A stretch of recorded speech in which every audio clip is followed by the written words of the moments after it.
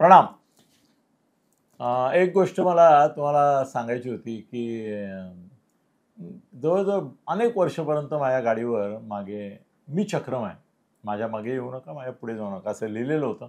लोक विचारायचे, "असं का लिहिलं?" म्हटलं, "मी आहे चक्रम."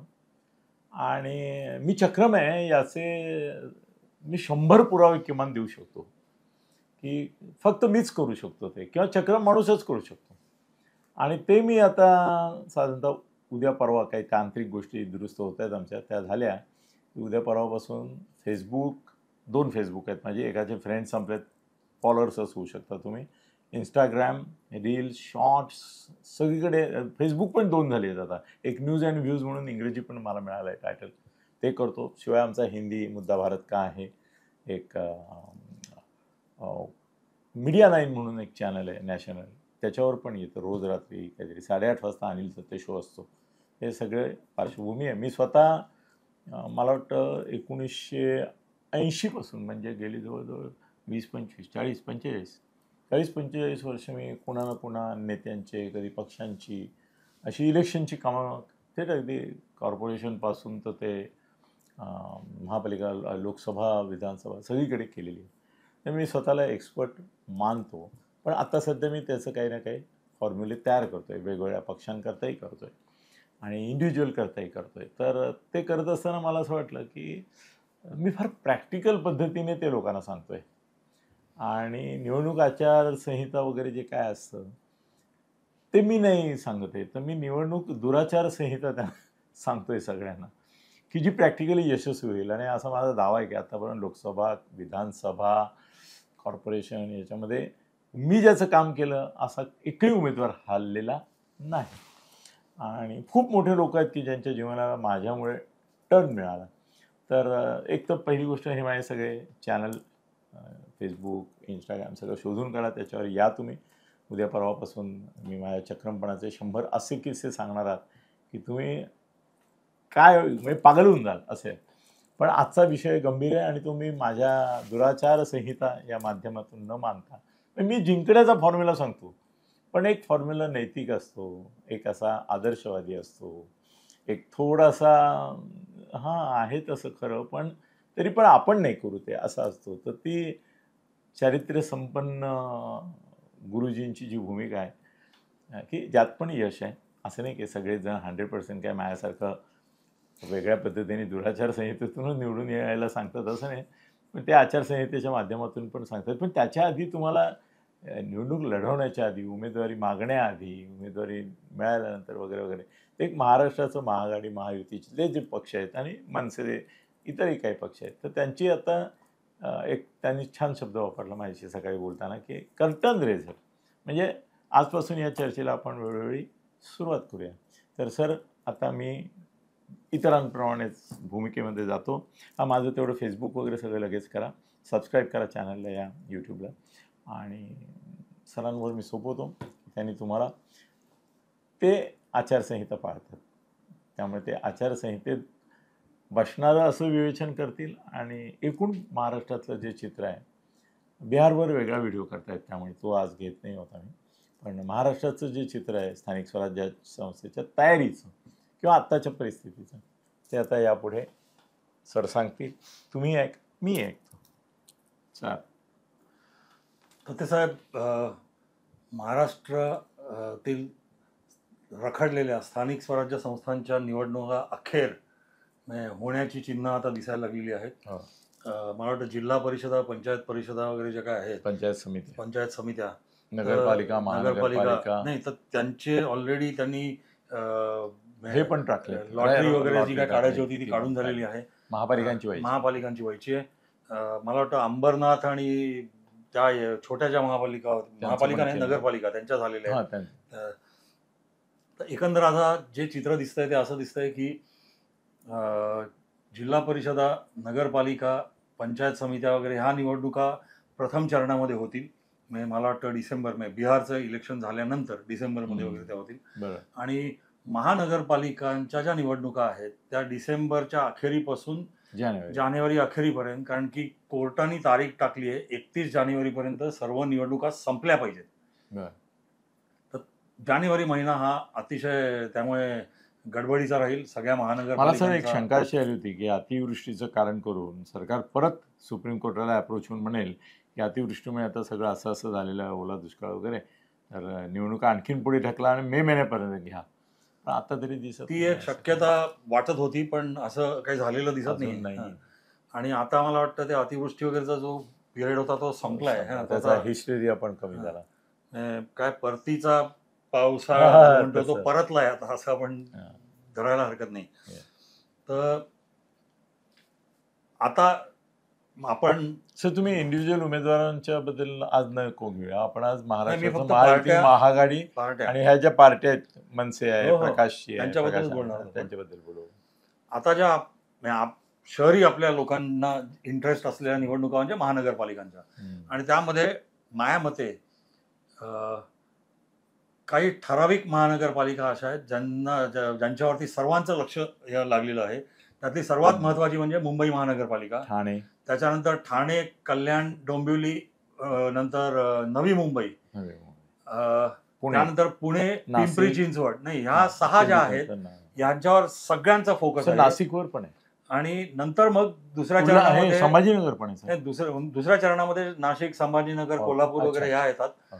आणि नागपूर आहे त्याच्यामध्ये एक सगळ्यात हो, हो, मोठी हो. अजूनही. कोल्हापूर आहे तर ह्या सेकंड ह्यांच्यावरती- लाईन मध्ये. हां. तर याचं कारण काय? तर मुंबई महानगरपालिका प्रदीर्घ काळासाठी म्हणजे 25-30 वर्ष ही शिवसेनेच्या हातामध्ये होती. त्यावेळेला एक ज्युनियर पार्टनर म्हणून भारतीय जनता पार्टी पण त्यांच्याबरोबर असायची. आणि प्रथमच 5 वर्ष 2017 साली भारतीय जनता पार्टीनी आणि शिवसेनेनी वेगळ्या निवडणुका लढल्या त्या, आणि त्यांच्यात मोठी टक्कर झाली. आणि अंतिम जो निकाल आला त्यामध्ये फक्त 2 जागा सेपरेट करत होत्या एकमेकांना. 84 जागा शिवसेनेला मिळालेल्या, 82 जागा भारतीय जनता पार्टीला मिळालेल्या. आणि भारतीय जनता पार्टीला प्रथमच मुंबईमध्ये जाणीव झाली, कारण की ते प्रथमच सगळ्या जागा लढत होते, की मुंबईमध्ये आपली ताकद कुठे कुठे आणि किती मोठ्या प्रमाणावरती आहे. आधी शिवसेनेनी थोड्याफार दिलेल्या जागा, पण त्यातल्यामध्ये शिवसेनेनी यशस्वीपणे ज्यांना ज्या पाडता नाही आल्या अशा भारतीय जनता पार्टीच्या जागा निवडून यायच्या, आणि त्या 25, 30, 35च्या रेंजमध्ये असायच्या साधारणपणे. पण 30-35 ते 82 ही मोठी छलांग जी होती ती त्यांनी 2017 साली मारली. यावेळेला भारतीय जनता पार्टीने चंग बांधलाय की काहीही करून मुंबई महानगरपालिका ही शिवसेना उद्धव ठाकरे गटाकडनं हिसकावून घ्यायचीच, आणि महायुतीचाच महापौर तिथे बसवायचा. भाजपचाच बसवायचा असं म्हणा ना, कुठे महायुतीला चान्स देणार त्यांना एवढ्या. नाही, आता जे बोलतायत ते त्याच्याप्रमाणे आपण जर का धरलं, पण तुम्ही म्हणता ते बरोबर आहे. त्याचा अर्थ न बोललेला अर्थ हाच आहे की भारतीय जनता पार्टीला स्वतःचा महापौर मुंबईत बसवायचा आहे. त्याच्यात धरून जोडीनी ठाणं आणि कल्याण डोंबिवली आहे. मी त्याच्या जोडीने एवढ्यासाठी म्हणतोय की भारतीय जनता पार्टी मुंबईमध्ये एकनाथ शिंदेच्या शिवसेनेबरोबर, किंवा आपण खऱ्या शिवसेनेबरोबर म्हणू आता, त्यांची युती आहे, आणि ती युती छोटी बातमीमध्ये लोकांना सांगतो की ज्या दिवशी परवा सगळे म्हणत होते ना की आज निकाल सगळे चॅनलवाले, त्या दिवशी मी एकटाच फक्त जिथे कुठे लिहिलं, फेसबुकवर म्हणा किंवा इतर ठिकाणी मेसेज आपल्या ग्रुप्स आहेत त्याच्यावर, त्यात लिहिलं की आज काही होणार नाही. आणि आता ते नोव्हेंबरची तारीख दिली आहे ना, लक्षात ठेवा, नोव्हेंबरमध्ये देखील काही होणार नाही. जो पण महापालिकेच्या निवडणुका होऊन जात नाहीत तोपर्यंत कोर्टाचा कोणती शिवसेना खरी काय आहे वगैरे विसरून जा. तर मग त्यावेळेला, सॉरी मी तुम्हाला तोडतो, पण त्यावेळेला ते नाही बोललं तर मग बरोबर. मुंबईमध्ये जर का युती त्यांची आहे भारतीय जनता पार्टी आणि शिवसेनेची, आणि एकनाथ शिंदे ठाण्याचे आहेत, आणि ठाणे आणि MMR रिजन हा त्यांचा दबदबा आहे तिथे त्यांचा, तर मुंबईमध्ये जर का ते भारतीय जनता पार्टीला मदत करतायत आणि विजय मिळवण्यासाठी किंवा विजय सोपा करण्यासाठी मदत करतायत, तर त्यांची हीच अपेक्षा राहील की ठाण्यामध्ये आणि कल्याण डोंबिवली आणि MMR म्हणजे आता उदाहरणार्थ उल्हासनगर आहे, तर अशा ठिकाणी सुद्धा भारतीय जनता पार्टीने रेसिप्रोकेट करावं. वसई, विरार आणि पालघर. तर या इथे नाही, वसई विरारचा वेगळा विषय आहे, कारण की तिथे शिवसेनेची एवढी ताकद नाहीये. तिथे आता वसईमध्ये दोन्ही आमदार भारतीय जनता पार्टीचे निवडून आलेत. पालघरमध्ये शिवसेनेची आहे पण भारतीय जनता पार्टीची नाही. ते सगळं विचित्र विषय आहे. सॉरी. तर त्यामुळे आत्ता जी परिस्थिती दिसतीये त्यामध्ये मुंबई, ठाणे, कल्याण, डोंबिवली या 3 महापालिकांच्या ह्याच्यात भारतीय जनता पार्टी, शिवसेना यांची युती होईल असं आत्ता चित्र दिसतंय. जरी प्रत्यक्ष अजूनही त्याच्यावरती कोणी वक्तव्य केलेलं नाही, ना देवेंद्र फडणवीस ना एकनाथ शिंदे, पण ते ह्या 3 ठिकाणी नक्की होईल. कोट करतो का मी कोटच करतो ना, कशाला कोण बोललं का नाही. एकनाथजींनी मला सांगितलेलं आहे की ठाण्यामध्ये, मुंबईमध्ये बहुतेक जिथे आपण आहोत त्या सगळ्या ठिकाणी आपण भाजप बरोबरच जाणार आहोत. स्ट्रॅटेजी म्हणून त्यांनी काही गोष्टी सांगितल्या त्यातली हे ते म्हणे तुम्ही गृहीत धरा, असं बोलूच नका की हे स्वतंत्र लढतील वगैरे. कुठेही काय कोणाला बोलायचं कार्यकर्त्यांना बोलू द्या. नेत्यांचं एकमत आहे की आपण महायुती म्हणून लढवणार. तुम्ही बिनधास्त सांगा, मला कोट करा. त्यांनी एवढं सांगितलं की महायुती म्हणूनच आम्ही सगळीकडे, अपवाद नाही. जरी ठाण्यातले भाजपवाले त्यांना किती नडत असले ते देखील ते करणार ते. त्यामुळे हा विषय संपला माझ्या दृष्टीने. एकनाथजींनी सांगितलं म्हणजे संपला. आता त्याला अपवाद होऊ शकतो नवी मुंबई, नाही कारण की नवी मुंबईमध्ये नाही सर, नाही कारण मग ठाण्यात अपवाद होईल ना. गणेश नाईक आहे. अरे गणेश नाईकनी जर नव्या मुंबईत नडला ना ते एकनाथ शिंदे ठाण्यात नडतील, मग युती तुटेल. नव्या मुंबईमध्ये आणि भाजपमध्ये काल आला हो गणेश नाईक. तो मंदा म्हात्रे वगैरे आधीचे लोक जे आहेत त्यांना गणेश नाईकचं वर्चस्व नको आहे, त्यांना भाजपचं वर्चस्व हवं आहे. पण एकनाथ शिंदे पण त्यांना हवे त्या ह्याच्यामध्ये. कारण गणेश नाईक अनियंत्रित राहिले तर काय करतात हे गेल्या काही वर्षात दिसलेलं आहे.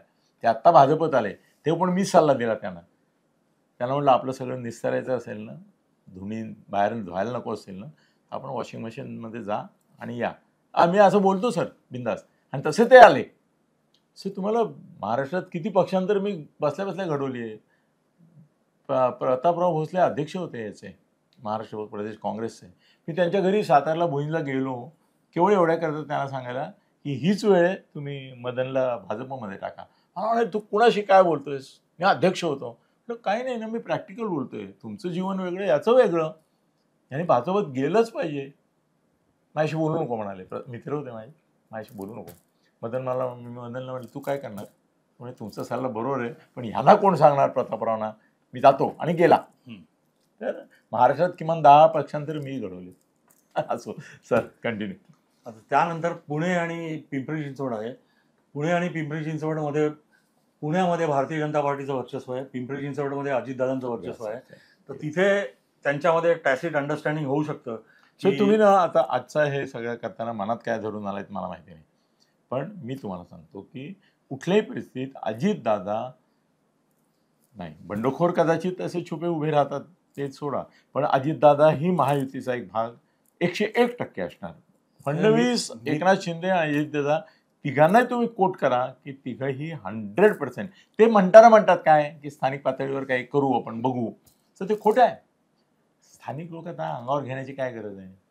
त्यावेळेला सांगता येतं अरे युती झाली, हे झाली, आणि त्यावेळेला तेही कोंडीत आलेले असं अखेरच्या क्षणी काय करणार ते. बरोबर. आत्ता जर त्यांना कल्पना दिली की आपण असं करतोय तसं करतोय वगैरे, तर आत्ता ते अजितदादांविरुद्ध उभे राहतील. त्यामुळे आपल्या संजयच्या भाषेत हे बनवण्याचा प्रयत्न चाललाय नेत्यांकडून. सर युती तुटणार नाही, महायुती प्रत्येक महापालिकेत राहणार. लिहून घ्या. महापौर, नगर, महापौर कोण ते सोळा बाजूला, नागपूरला पण युती फडणवीस करणार. तिथे शिंदे कुठे आहे, तिथे अजितदादा सर, तरी पण त्यांना 2-5 जागा देणार. जे तेच मागतील. त्यांना माहिती आहे मर्यादा आपली. सर प्रत्येकाला मर्यादा माहिती आहे आपली, आपण खरे कुठे आहोत हे माहिती आहे. आता मी यांच्याशी गप्पा मारतो ना या लोकांशी, तर ते जाहीर बोलतात त्यापेक्षा वेगळं सांगतात मला. म्हणून मी तुम्हाला सांगतो, depend on me, not on the media. Sir Mahayuti महाराष्ट्रात प्रत्येक गावात राहणार पुढे. तर पुणे आणि पिंपरी चिंचवड जे आहे तिथे there can be a tacit understanding की झुकत माप पुण्यामध्ये भारतीय जनता पार्टीला दिलं जाईल जागा वाटप आणि या सगळ्यात, आणि पिंपरी चिंचवडमध्ये अजितदादांना दिलं जाईल. हे होऊ शकतं. पिंपरी चिंचवडचे आमदार कोण आहेत? पिंपरी चिंचवडचे आता आमदार आहेत ते दोन्ही भारतीय जनता पार्टीचे आहेत. कोण आहेत? एक शंकर जगताप, मला वाटतं हे चिंचवडचे आहेत, आणि बस तिकडलं एकच. चंद्रकांत दादा कुठले? चंद्रकांत दादा कोथरूडमधून आहेत. कोथरूड आहे. हां बरोबर. तर नागपूर जर का बघितलं तर तुम्ही म्हणता त्याप्रमाणे नागपूरमध्ये ह्या दोघांची ताकद कमी आहे, अजितदादा आणि एकनाथ शिंदेची. जवळजवळ नाहीये. भारतीय जनता पार्टीवर सिम्बॉलिक सगळं आहे, पण युती एकत्र जर का लढणार असेल तर ते सिम्बॉलिक म्हणून त्यांना ते जागा देऊ शकतील. आता ह्याच्यामध्ये खरं इंटरेस्टिंग हे सेकंड लाईन जी आहे महापालिका बी ग्रेड, त्यामध्ये कोल्हापूर आहे, जिथे शिंद्यांची ताकद आहे, म्हणजे शिंद्यांच्या शिवसेनेची ताकद आहे, भारतीय जनता पार्टीची एवढी ताकद नाही आहे, अजितदादांची सुद्धा ताकद आहे. नंतर संभाजीनगर घेतलं तुम्ही, संभाजीनगरमध्ये सुद्धा शिंद्यांची ताकद आहे, भारतीय जनता पार्टीची एवढी ताकद नाही आहे. नाशिकमध्ये भारतीय जनता पार्टीची ताकद आहे, पण शिंदे आणि अजितदादांची सुद्धा तिथे ताकद आहे ह्याच्यामुळे. आणि शिंदेनी नाशिक आता जवळजवळ जिंकलं, कारण संजय राऊत इन्चार्ज होता ना तिथे, त्यांनी खूप लोकांना दुखवलं होतं. ते सगळे आले इकडे शिंदे.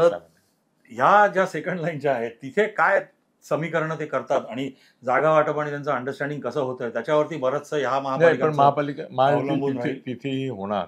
कारण मी स्पेसिफिकली आता परवा एकनाथ शिंदेच्या जवळ 1.5-2 तास गप्पा मारल्या.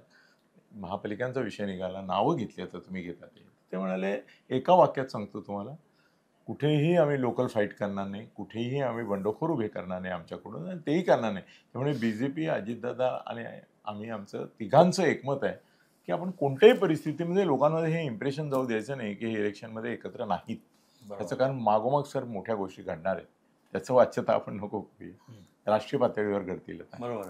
हां, आज तुम्हाला मी बोलायला सांगितलं आणि खूपच तोडलं, पण काय करणार सर, मला डायरेक्ट मी त्यांच्याशी गप्पा मारून आलो, त्यामुळे मला हे सांगायला पाहिजे. बरं, तर आता आपण जेव्हा कर्टन रेझर म्हणतो तर त्यावेळेला मुंबईची परिस्थिती काय आहे, तर गत एका व्हिडिओमध्ये मी म्हटलं होतं की जो सर्वे आम्ही केला होता त्यामध्ये आम्ही साधारणपणे तो सर्वे 170 जागांचा केला होता, मी तुम्हाला सांगितलं होतं. आणि त्या 227 जागा आहेत मुंबईमध्ये, 227 जागा आहेत. काही संदिग्ध ठेवल्या होत्या तुम्ही. आम्ही 57 जागा संदिग्ध ठेवल्या होत्या, म्हणजे सोडल्या होत्या ज्या जागांवरती मार्जिन्स 1000च्या आतमध्ये होती. तर अशा जागा आम्ही सोडून दिल्या होत्या, कारण की तिथे जोपर्यंत निवडणूक लढून तिथलं हवा तयार होत नाही एकंदर, तोपर्यंत तिथे प्रेडिक्ट करणं कठीण होतं. पुन्हा वॉर्डचं डिलिमिटेशन त्यावेळेला झालं नव्हतं, जे आता झालंय. आणि आता एक क्लिअर पिक्चर वॉर्डांच्या बाबतीत निर्माण झालंय. 2017 साली जे वॉर्ड होते रिझर्वेशन पण आली ना, आता महापालिकाचे येतील आठवड्याभरात. तर आता असं आहे, तेच मुंबईचं मी तुम्हाला सांगतो. मुंबईमध्ये मुंबई महानगरपालिकेमध्ये भारतीय जनता पार्टी आणि शिवसेना आणि अजितदादा, म्हणजे आपण महायुती म्हणू, त्याचा महापौर बसण्याचे चांगले चान्सेस दिसत आहेत. कारण की कर्टन रेझरमध्ये साधारणपणे 170 जागांपैकी कन्झर्वेटिव्ह एस्टिमेट, कारण की मी कधी एखादी जागा जर का संशयास्पद असेल कोकणावरची असेल तर ती गिनतीच करत नाही की आली तर चांगलंच आहे, पण नाहीतर आपलं खुंटी बळकट किती जी आहे तर त्यांची 70 जागा, आणि 70 जागांवरती भारतीय जनता पार्टीची 170 पैकी खुंटी बळकट आहे. नंतर शिवसेनेची 25 जागांवरती खुंटी बळकट आहे, म्हणजे त्या दोन धरल्या तर होतात 95.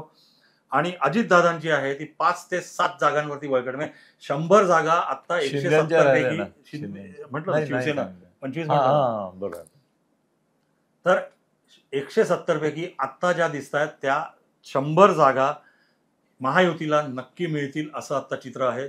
आणि लागतात 115 मेजॉरिटीला. त्यामुळे आता असं चित्र आहे की भारतीय जनता पार्टीचा महापौर, महायुतीचा महापौर मुंबई महानगरपालिकेवरती नक्की बसेल. त्याच्या खालोखालच्या जागा येतील ज्या आपण आघाडीच्या म्हणू आपण, तर त्यामध्ये आपण उद्धव ठाकरेंच्या 40 जागा पकडून चालू, जिथे त्यांचं वर्चस्व दिसतंय. काँग्रेसच्या 25 जागा पकडून चालू, म्हणजे त्या होतात 65, 40 आणि 25. आणि शरद पवारांच्या 5 जागा पकडून चालू, म्हणजे होतात 70.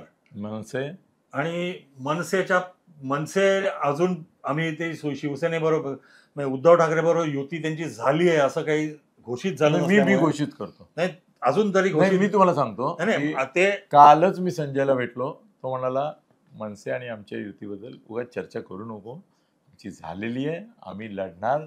आणि महाआघाडीतल्या नेत्यांनी सगळ्यांनी, वरच्या काँग्रेसच्या पण नेत्यांनी सांगितलंय तुम्ही करा, आतापासून चर्चा करू नका त्याची, आणि त्यांना जरा सौम्यतेने वागायला सांगा. हे झालंय, हे आतली बातमी आहे. तरी पण मनसेला तर हे आत्ता जे चित्र आहे ते चित्र असं दिसतंय ह्याच्यामध्ये. पण ह्या 170 जागांमध्ये मनसेच्या नाही आहेत, कारण की आपण हे जे आत्ता धरल्या 40 + 25 65 आणि 5 70 होतात. महाआघाडीच्या 100 आपण म्हटल्या होत्या, तर 100 आणि ह्या अशा नाही, धरून तुम्ही महायुतीच्या 100 म्हणालात ना? महायुतीच्या 100, महाआघाडीच्या महाआघाडीच्या 70 70 म्हणून त्या 170 जागा कॉम्पोजिट होत आहेत, ज्या आपण 170 जागा आणि बोलतोय 57 जागा आपण पेंडिंग त्या 57 जागा पेंडिंग मध्ये इतर सगळ्या पार्ट्या आणि हे होतील, MIM आणि हे सगळे. आता आपण येऊ ठाण्याकडे पटकन दुसऱ्या ह्याच्यावरती. तर ठाण्यामध्ये आपण सांगितलं होतं, मी मागच्या वेळेला पण त्या व्हिडिओमध्ये सांगितलं होतं की ठाण्याचा एकच नाथ एकनाथ, आणि आम्ही 3 पद्धतीचे सर्वे ठाण्यामध्ये केलेले होते. युती नसेल तर काय होईल, युती असेल तर काय होईल, आणि ठाकरे बंधूंची जर का युती झाली तर काय होईल. या तिन्ही बॅकग्राऊंडवरती आम्हाला एकच चित्र दिसलेलं होतं की एकनाथ शिंदेची जी शिवसेना आहे त्याला 70 जागा ठाण्यामध्ये नक्की मिळतील. ठाण्यामध्ये जर का युती होणार असं आपण आता गृहीत धरून चाललो तर ठाण्यामध्ये महायुतीला 131 पैकी 110 ते 115 जागा मिळू शकतात. ही आता ठाण्यातली परिस्थिती आहे. तेच खालची जर का 117 पैकी 110 म्हणाला, 113 131 पैकी 110 ते 115 जागा मिळू शकतात. काही नाही ना समोरच्यांना काही नाही मिळणार. हो, ही ठाण्यातली स्थिती आहे. जर का आपण खालती ठाण्यामध्ये अंडरस्टँडिंग कसं राहील माहिती, मी काल आपल्या जाधवशी बोललो, अविनाश. त्याला म्हटलं काय चित्र दिसत आहे, तुझं नाव काय, महापौर वगैरे घेतलं संजय जितेंद्र आव्हाडनी मिटिंग घेतली ना, तर त्याचे डिटेल आपल्याकडे आले सगळे. तर तो म्हणाला, अनिलजी तुम्ही लिहून ठेवा, मी महापौर पदाच्या रेसमध्ये नाही, मी महापालिकेत कुठल्याही कधीही उभा राहणार नाही आयुष्यामध्ये, माझं लक्ष आमदारकी किंवा खासदारकी आहे.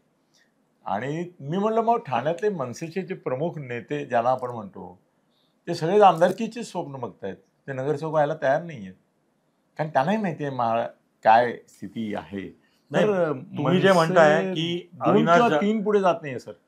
अगदी बरोबर आहे. मग अविनाश जाधव जर का नाही 100% नाही लढला, नाही मनसेला किती जागा मिळतील हे सांगताच येणार नाही बेसिकली, कारण की ते पॅनेल सिस्टीम आहे, पॅनेल सिस्टीम. आणि अविनाश जाधव हा मनसेचा ठाण्याचा चेहरा आहे. अगदी बरोबर आहे.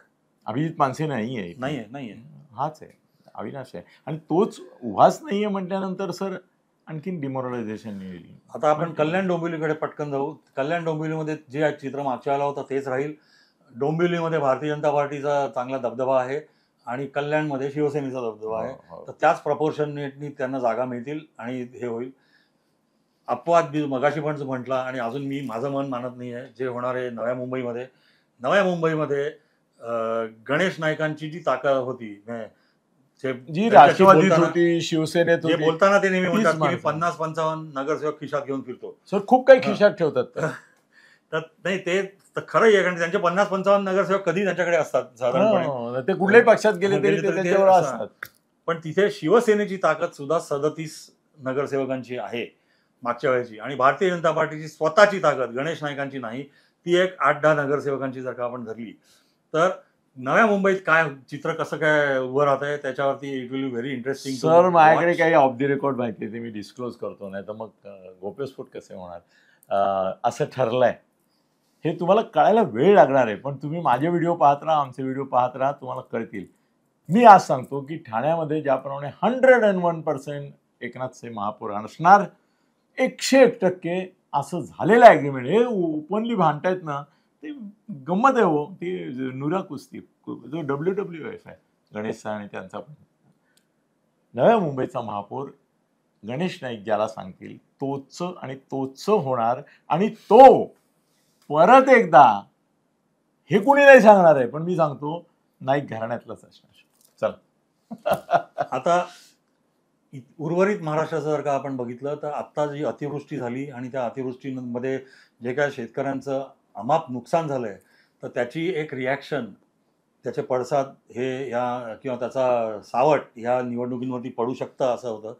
पण फडणवीसांच्या सरकारने ज्या शिताफीनी आत्ता ते 32,000 कोटीचं पॅकेज डिक्लेअर केलंय आणि दिवाळीपूर्वी त्याचं आम्ही वितरण करून टाकू बहुतांशी, हे त्यांनी जे डिक्लेअर केलंय ते जर का त्यांनी खरोखर झालं तर मग त्यांना महाराष्ट्रामध्ये लोकांच्या मनामध्ये पुन्हा आपला विश्वास निर्माण करण्यासाठी एक सुसंधी आहे.